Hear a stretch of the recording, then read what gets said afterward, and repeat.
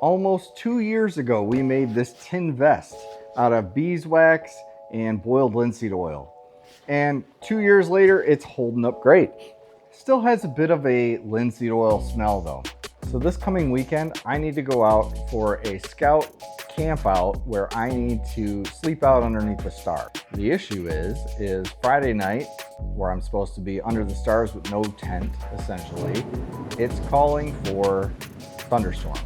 So in the rules, it states that I'm allowed to bring a tarp or ground cloth if I want to. So my solution to stop the pouring downpour of thunderstorm falling on my head overnight is to bring this heavy-duty canvas tarp from Harbor Freight.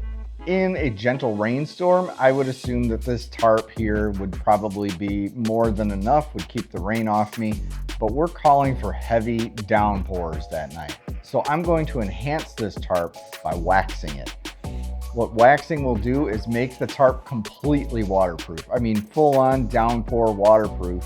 It'll also act as a heat insulator for me. So if it does get cool at night, it'll trap my body heat in if I make a little lean-to tent over top of me, or I can just throw this over me as like a ground cloth, throw it over top and cover me, and that will keep me majority dry. And it'll retain my body heat so that if I do get wet, I'm not shivering and going into hypothermia at night, because that would not be good. So in the last video, when we made the tin vest, I had a subscriber comment on that video. So he said, hey, beeswax and boiled linseed oil work great. However, kind of smells, right? So he suggested using mineral spirits or paint thinner or something like that, where it'll evaporate quickly and it won't leave a smell behind. So we're gonna try that today. On top of that, I'm adding a paraffin wax, which is like golf wax. You can get it at like your grocery store. It's used for like canning and things like that. So in this pot behind me, I have mixed a combination of 1 bar of the golf wax, the paraffin wax, and 1 scoop roughly around the same amount of wax as the paraffin. So basically a 1-to-1 beeswax and paraffin wax. When that gets melted down, I'm gonna mix the paint thinner in with it a little bit, get it kind of thinned out, and then brush it on this tarp. When you're melting wax, use a double boiler. So basically, put your wax in one pot, boil water in another pot, and put the wax pot in the boiling water. That makes sure you don't burn your garage down, because wax is flammable. All right, my wax is melted. Now, I'm sure there's like a ratio to use on this of like 1-to-1 to half, or 1-to-1 to 1 or something like that, but I don't know it, and I'm too lazy to look it up, so I'm just gonna eyeball it. I would look it up if I were you. If you're doing this online, I don't think this really affects anything. I think this is more of a conduit to let it soak in. So I'm gonna pour a little bit of this in here. Not a whole lot, just enough to kind of thin it out. I wouldn't do that next to an open flame. If I were you, that's highly flammable, but I'm going to stir this through, and then I'm going to put it back in the water just to kind of heat it up. But I want to make sure this is thoroughly stirred through. We're mixing both of our waxes and everything together. And then I'm sure that probably brought the temperature of the wax down a little bit, so I want to bring that back up just a hair. All right, with our wax concoction kind of all mixed up, I'm just taking a regular paintbrush here and dipping it in the wax, get a good coating on there, and then I'm just going to liberally brush it on. Now this stuff cools really fast, like pretty much instantly as soon as you get it on the tarp or whatever you're waxing. That's okay. If it looks white like that, that's all right. We're going to fix that in the next step. Right now we're just looking to get coverage all over it. So I'm just going to do this now. You don't want to like have big chunks. You're trying to smooth it out the best you can, but we're going to just kind of liberally brush this on all over the tarp, and I'll be back when we have that done.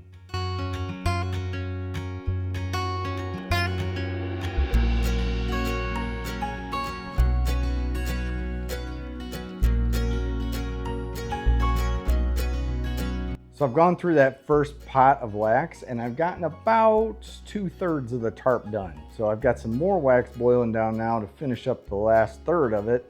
So the next step is going to be we're gonna get a heat gun out. If you don't have a heat gun, that's totally fine. You can just use a blow dryer, a regular hair dryer around your house. You can use that. It might just take a little bit longer to get the wax kind of to melt down. But essentially what the goal is we're gonna take that heat gun, we're going to blow it down onto the cooled wax on our tarp. We're gonna liquefy it again and allow that to really saturate into the fibers of the tarp. Then when that cools, it's going to be solid, fully penetrated, waterproof.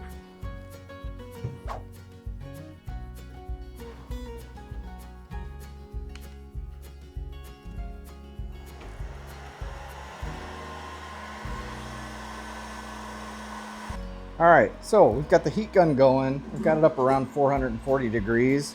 Definitely doesn't need to be that high. Like I said, a standard blow dryer will work, but I want to do this fairly quick today.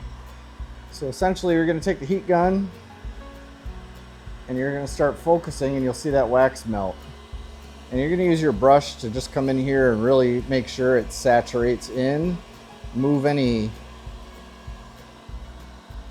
big globs around and really make sure that just gets soaked in really, really good.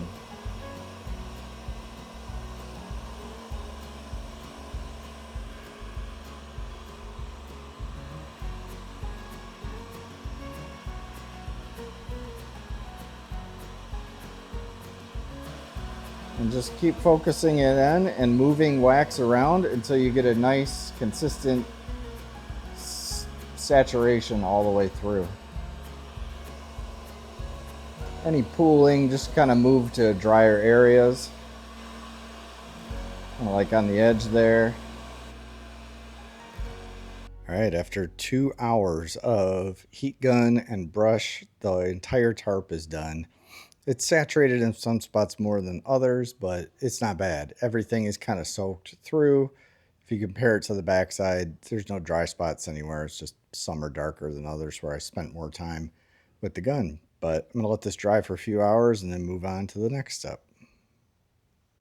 All right, here is our tarp, our Cowboy Bedroll, ready for this weekend, ready to camp in. So I pulled the tarp down.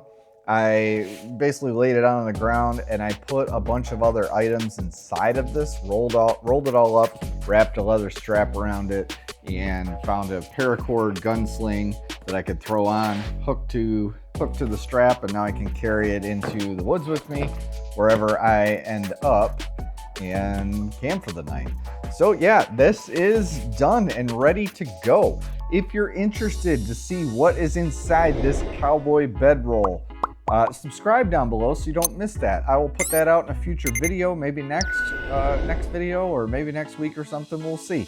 But I'm gonna put this to the test this weekend. With that being said, if you like this type of content, subscribe down below so you don't miss the next one about this or other camping stuff. Give me a thumbs up on this, comment, tell me what you think of this. How did I mess it up? How did I do good?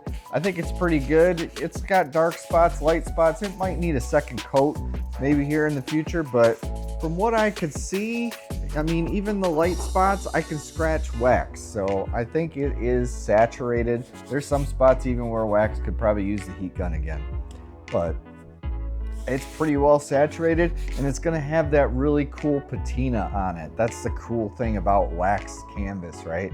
You get that like scratches and stuff on there, and it starts getting that real rough, old looking, leathery patina to it. So I think that's really cool, and I think this is gonna keep me nice and dry and warm.